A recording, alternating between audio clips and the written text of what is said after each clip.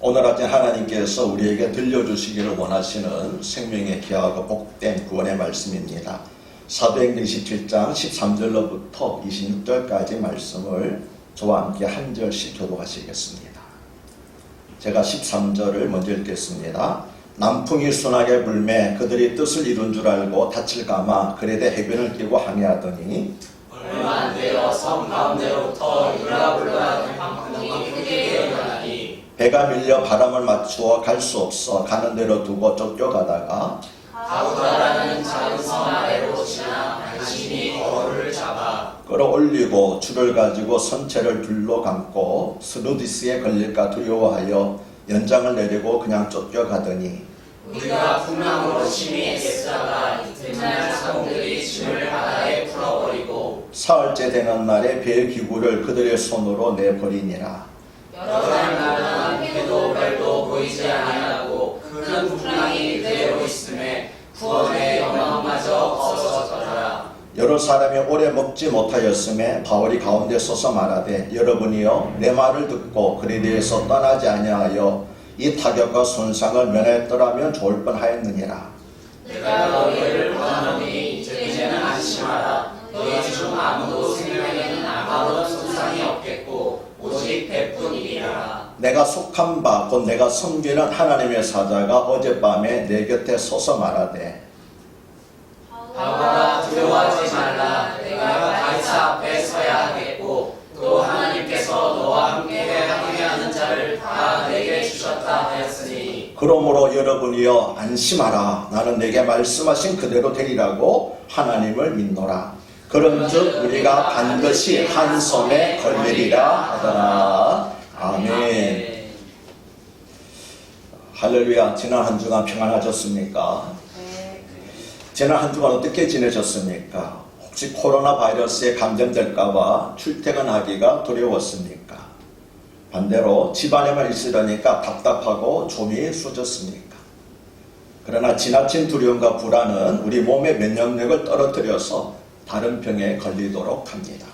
그래서 잠언 27장 27절은 마음의 즐거움은 양약이라도 심령의 근심은 뼈를 마르게 하느니라고 말씀합니다. 외출을 하지 않고 집에 있더라도 가끔 창문을 열어 환기를 하면서 창밖을 내다보십시오. 창문을 열고 파란 하늘을 보면 환기가 될 뿐만 아니라 기분 전환에도 도움이 됩니다. 성경을 보면 노아의 방주는 옆으로는 창문을 내지 않고 지붕 바로 밑에 꼭대기에다 창문을 내었습니다.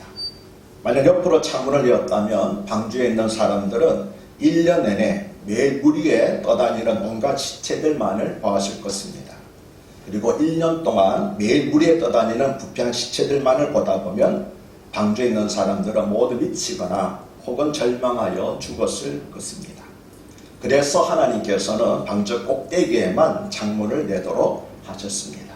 그리하여 옆으로 밖을 내다보지 못하게 하시고 높이 낸 창문으로 하늘만 바라보도록 하셨습니다. 방전에 있는 사람들은 1년 후에 방주에서 나왔지만 비는 40일 만에 그쳤습니다. 그래서 40일 후부터 방주 안에 있던 사람들은 날마다 파란 하늘을 보면서 지냈습니다. 따라서 언젠가는 반드시 물이 그쳐서 방주 바깥으로 나갈 수 있으리라는 희망을 가지고 살 수 있었던 것입니다. 우리 근사랑교회 성도님들도 이제 코로나19에 관한 불안하고 부정적인 뉴스로부터 눈과 귀를 돌리시면 좋겠습니다.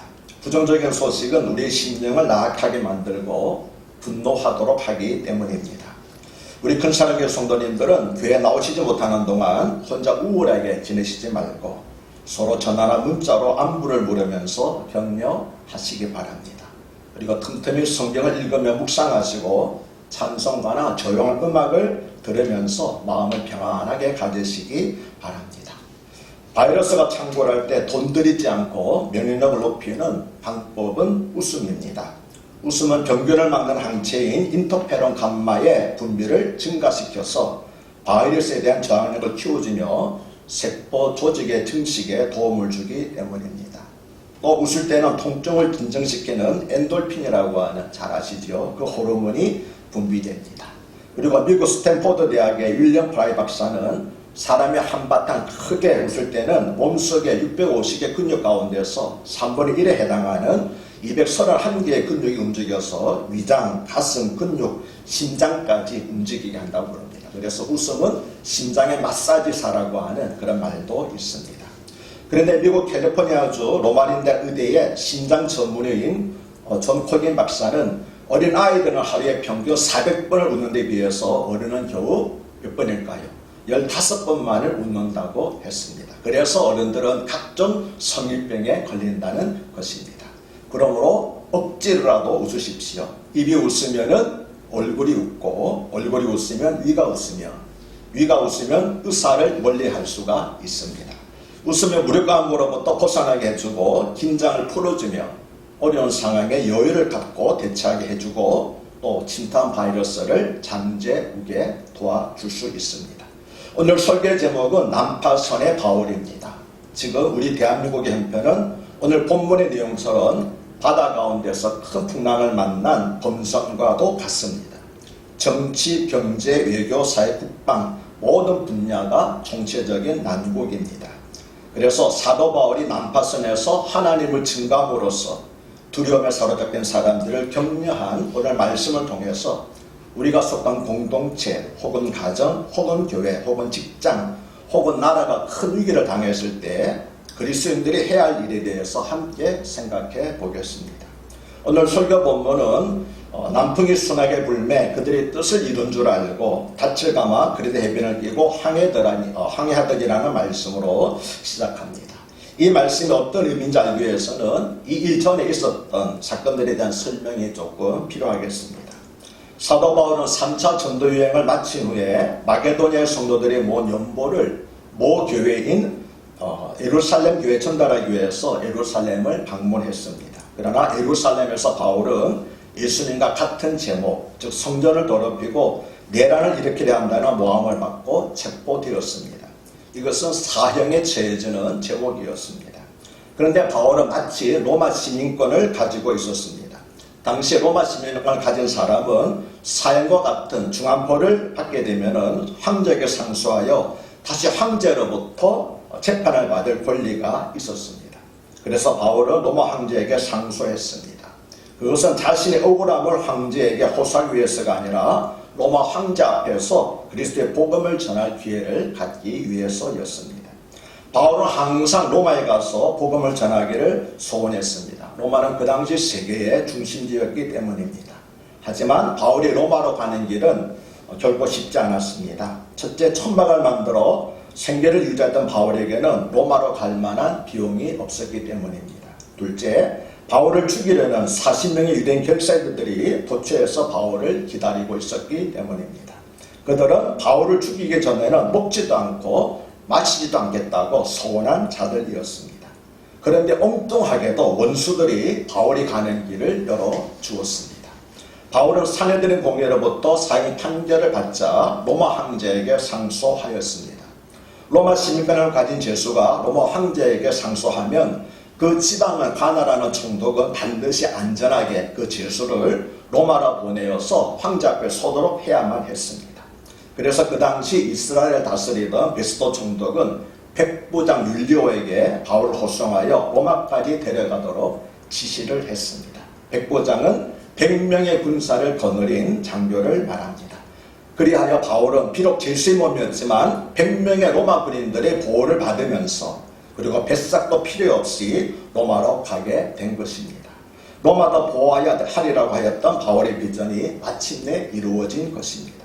이것은 로마서 8장 28절의 말씀대로 참으로 하나님을 사랑하는 자, 곧 그의 뜻대로 부르심을 입은 자들에게는 모든 것이 합력하여 선을 이루도록 하시는 하나님의 위대한 섭리였습니다. 그런데 바울의 비전은 그가 원하던 때에 그가 생각하던 방법으로 이루어지지 않고 하나님의 때에 하나님의 방법으로 이루어졌습니다. 이것이 바로 비전입니다. 비전은 하나님께서 주신 소원을 말합니다. 사도 바울이 빌립보서 2장 13절에서 너희 안에서 행하시는 이는 하나님이시니 자기의 기쁘신 뜻을 위하여 너에게 소원을 두고 행하게 하시나니라고 한 것은 바로 이 비전을 말하는 것입니다. 이처럼 비전은 하나님께서 주신 소원이기 때문에 그 소원이 이루어지도록 하시는 분도 하나님입니다. 그래서 하나님의 때에 하나님의 방법으로 하나님께서 우리에게 주신 소원, 즉 비전이 이루어지는 것입니다. 그러므로 성도 여러분, 특히 청년 여러분은 결코 좌절하거나 실망하지 말고 하나님께서 주신 비전을 소중히 간직하시기 바랍니다. 그러면 하나님의 때에 하나님의 방법으로 여러분의 비전이 반드시 이루어질 것입니다. 로마로 향한 바울 일행은 먼저 시돈, 오늘날의 레바논에서 연안선을 타고 터키의 무라라고 하는 항구에 도착했습니다. 그리고 여기서 이탈리아로 가는 원양선인 큰 배로 옮겨 탔습니다. 그런데 맞바람이 불어서 어렵게 중간 기항지인 크레타 섬의 남쪽에 있는 미앙이라는 곳에 도착했습니다. 이때는 10월이었는데 이때부터 지중해에는 북쪽으로부터 차가운 기류가 내려와서 자주 태풍을 일으켰습니다. 그래서 바울은 사람들에게 계속 항해하지 말고 여기서 겨울을 지내자고 말했습니다. 바울은 지금이 항해하기에 적합하지 않은 계절이라는 사실을 잘 알고 있었기 때문입니다. 그는 여러 차례 여행 경험이 있었고 또 세 차례나 파선을 당하여 위험을 몸소 체험했기 때문입니다. 그래서 바울은 여러분이요, 내가 보니 이번 항해가 화물과 배만 아니라 우리의 생명에도 타격과 많은 손해를 끼치리라고 항해를 중단하고 겨울을 지낸 후에 다시 항해를 계속하는 것이 좋겠다고 권고했습니다. 그런데 미항은 겨울을 지내기에는 좁은 항구였습니다. 그래서 선장과 선주는 크레타섬의 북쪽에 있는 피닉스라고 하는 더 큰 항구로 가서 겨울을 지내자고 주장했습니다. 항해 결정권을 가진 백부장은 바울의 말보다 선주와 선장의 말을 더 믿고 피닉스로 출발하기로 했습니다. 백부장으로서는 재판을 받기 위해서 로마로 호송되고 있는 바울의 말보다는 항해 전문가인 선장과 선주의 말을 믿는 것이 당연했을 것입니다.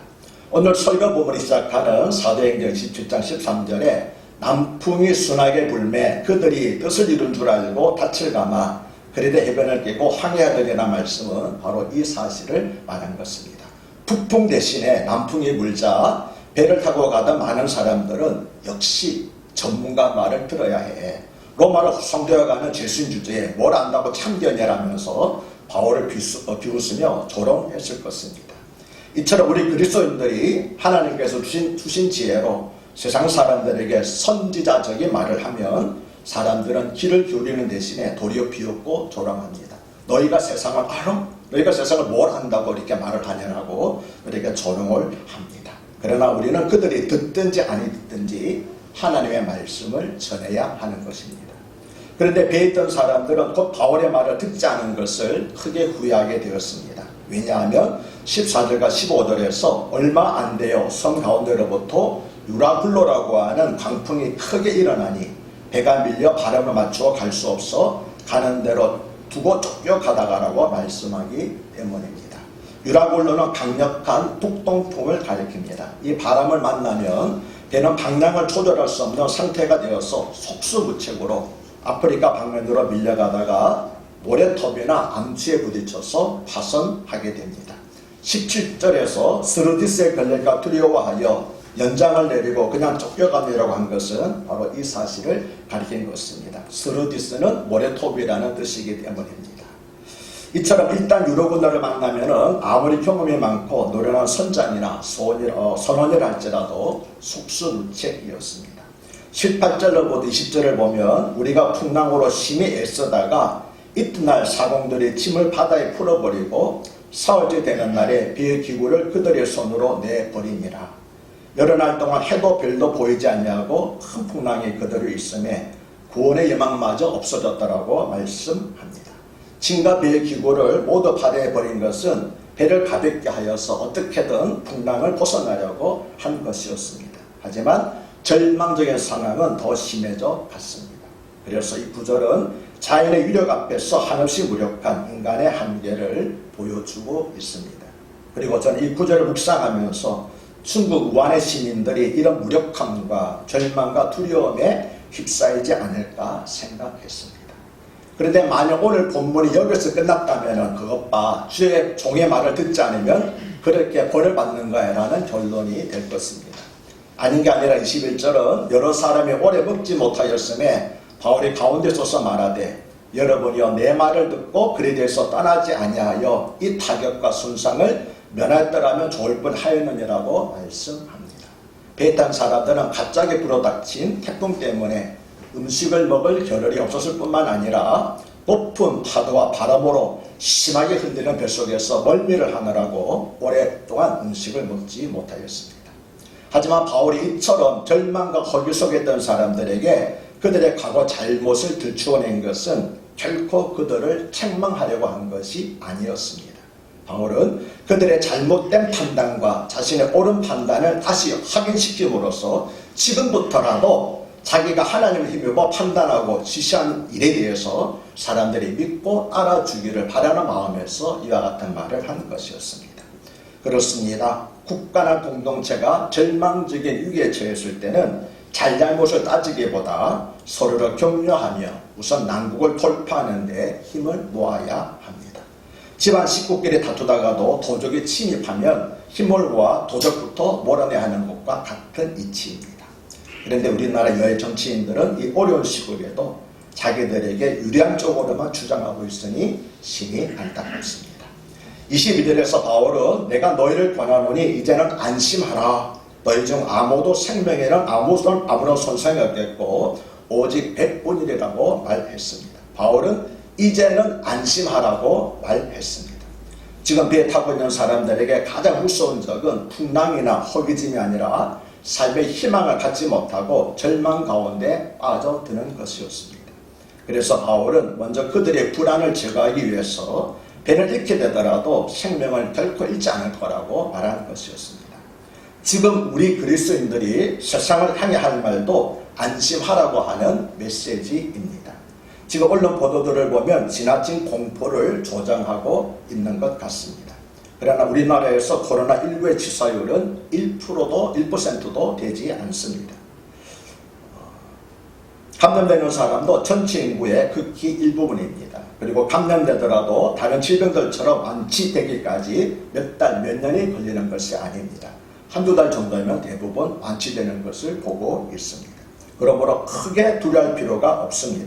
정말 염려스러운 것은 우리의 생명이 아니라 우리나라 대한민국의 경제입니다. 경제가 생명보다 더 중하다는 것이 아니라 전염병은 한두 달이면 회복이 되지만 무너진 경제는 쉽게 회복되지 않기 때문입니다. 그런데 바울은 무엇을 근거로 이제는 안심하라고 했을까요? 우리 한번 23절에서 25절을 다 함께 큰 목소리로 읽어보겠습니다. 23절에서 25절입니다. 함께 읽습니다. 내가 속한 바 곧 내가 섬기는 하나님의 사자가 어젯밤에 내 곁에 서서 말하되 바울아 두려워하지 말라. 내가 가이사 앞에 서야 하겠고 또 하나님께서 너와 함께 항해하는 자를 다 내게 주시다 하였으니 그러므로 여러분이 안심하라. 나는 내게 말씀하신 그대로 되리라고 하나님을 믿노라. 아멘. 이 말씀은 바로 오늘 설교의 결론입니다. 그런데 바울은 결코 자신의 느낌이나 감정으로 이제는 안심하라고 사람들을 위로한 것이 아닙니다. 바울은 하나님의 말씀을 근거로 이제는 안심하라고 사람들을 격려했습니다. 우리의 확신도 우리 자신의 감정이나 느낌에 근거한 것이 아니라 하나님의 말씀에 근거한 것이어야 합니다. 우리의 감정과 느낌은 환경에 따라 시시각각 달라지지만 하나님의 약속의 말씀은 영원토록 변함이 없기 때문입니다. 그래서 오늘 찬송도 주님 약속하신 말씀에 솟아라고 하는 찬송을 택한 것이었습니다. 하나님께서 보내준 천사는 바울에게 내가 가이사 앞에 서야 하겠고라고 말했습니다. 이 말은 네가 반드시 가이사 앞에 서야만 한다는 것입니다. 바울이 가이사 앞에 서는 것은 바울의 계획과 의지이기 이전에 하나님의 계획과 의지라는 것입니다. 즉 하나님께서는 천사를 바울에게 보내셔서 이렇게 말씀하신 것이었습니다. 바울아 너는 반드시 가이사 즉 로마 황제 앞에 서야 합니다. 이것이 너의 사명이다. 이 사명을 다하기까지는 너는 결코 어떤 일로도 죽지 않을 것이다. 죽을 수 없고 죽어서도 안 된다. 내가 너를 가이사 앞에 서도록 불렀기 때문이다. 사랑하는 여러분, 사명자는 사명을 마치기 전에는 결코 죽지 않습니다. 그래서 저는 오늘 설교 제목을 사명자는 죽지 않습니다라고 할까 고민하기도 했습니다. 그러면 나에게는 사명이 있습니까? 이 사명을 마치기 전에는 나는 결코 죽지 않을 것이라고 확신하게 하는 사명이 나에게도 있습니다. 그리고 그 사명을 위해서 나의 모든 것을 쏟아붓고 있습니다. 그런데 사명자는 죽지 않는다는 말은 거꾸로 말하면 사명이 없는 자는 영적으로 죽은 자와 같다는 것입니다. 그러므로 하나님께서 주신 확실한 사명이 여러분을 영적으로 살게 하시기를 축복합니다. 그런데 24절을 보면 또 하나님께서 너와 함께 항해하는 자를 다 내게 주셨다 하였으니라고 말씀합니다. 이 말씀은 바울에게 주신 하나님의 뜻을 이루기 위해서 그와 함께 배를 탄 275명의 생명도 살려주신다는 것입니다. 그런데 24절은 그들을 다 살려주신다고 하지 않고 다 내게 주셨다고 말씀합니다. 이 말씀은 함께 배를 탄 사람들이 바울을 통하여 복음을 듣고 구원을 받게 될 것을 의미합니다. 할렐루야. 바로 여기에 유라굴로라고 하는 강풍을 허락하신 하나님의 또 다른 섭리가 있었습니다. 하나님께서는 유라굴로라고 하는 위기를 통해서 275명의 영혼을 구원하신 것입니다. 그래서 저는 이 말씀을 묵상하면서 코로나19를 우리에게 허락하신 하나님의 또 다른 섭리를 기대하게 되었습니다. 우리 하나님께서는 코로나19라는 전염병을 통해서 이단을 척결하시고 하나님을 알지 못하고 살아가던 수많은 영혼을 구원하시고자 하신다는 것입니다. 이것을 우한시에서 무료로 마스크를 나눠주면서 복음을 전하는 그리스도인들을 통해서도 나타난 사실입니다. 오늘 본문에서 또 하나 우리의 마음을 뜨겁게 한 말씀은 나는 내게 말씀하신 그대로 되리라고 하나님을 믿노라고 한 바울의 신앙 고백입니다. 이것은 여러 날 동안 해도 보이지 않고 달도 보이지 않는 절망적인 상황 속에서 바울이 말한 신앙 고백입니다. 바울이 이렇게 말하고 있는 동안에도 풍랑은 더욱 심해지고 배는 금방이라도 침몰할 것처럼 요동쳤습니다. 그러나 바울은 이러한 상황 너머에 계신 바람과 파도를 다스리시는 하나님을 바라보았습니다. 우리도 바울처럼 모든 상황 너머에 계신 하나님을 바라보아야 할 것입니다. 창고라는 전염병만을 보지 않고 어려운 경제만을 보지 않고 이 모든 것 너머에 계신 천지를 주관하시는 하나님을 바라보시기 바랍니다. 그러면 우리도 바울처럼 나는 내게 말씀하신 그대로 되리라고 하나님을 믿노라고 고백할 수 있게 될 것입니다. 오늘 속의 마지막 26절은 그런즉 우리가 반드시 한 섬에 걸리리라고 말씀합니다. 이 바울의 예언대로 그들의 며칠 후에 멜리데 혹은 말타라고 하는 작은 섬에 상륙했습니다. 이 멜리데 섬은 시실리 바로 밑에 있는 작은 섬입니다. 그런즉 우리가 반드시 한 섬에 걸리리라는 말씀처럼 코로나19도 조만간 반드시 종식될 것을 믿습니다. 우리 민족은 수많은 위기를 극복해온 위대한 민족이며 어려울 때일수록 더욱 강해지는 민족일 뿐만 아니라 대한민국은 애국가 가사처럼 하나님이 보호하시는 나라이기 때문입니다. 그리고 무엇보다도 교회에서 함께 주일 예배를 드리지 못함을 가슴 아파하면서 이 시간에도 눈물로 기도하는 수많은 그리스도인들이 있기 때문입니다. 믿으시기 바랍니다.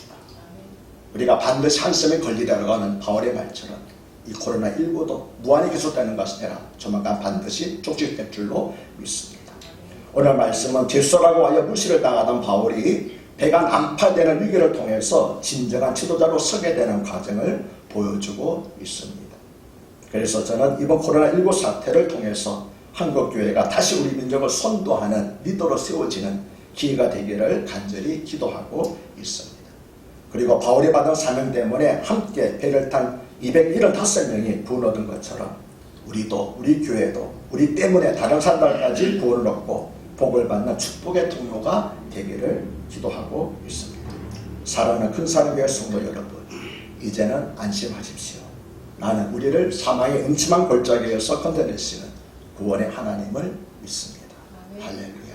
하나님 아버지, 오늘 말씀을 통하여서 코로나19로 말미암아 두려움에 떨고 있는 우리들 위로하실 뿐만 아니라 환난 때에 위기 때에 그리스도인들이 어떠한 마음으로 어떠한 절서로 살아야 될 건가를 깨워주시니 감사합니다.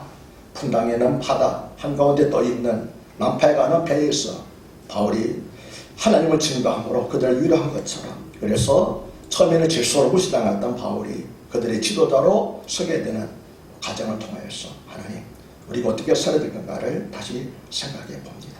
많은 사람들이 방향을 잃고 목적을 잃고 희망을 잃고 절망 가운데 있을 때에 우리 그리스도인들은 하나님을 의지하면서 폭풍 가운데 바로 서게 하여 주시옵소서.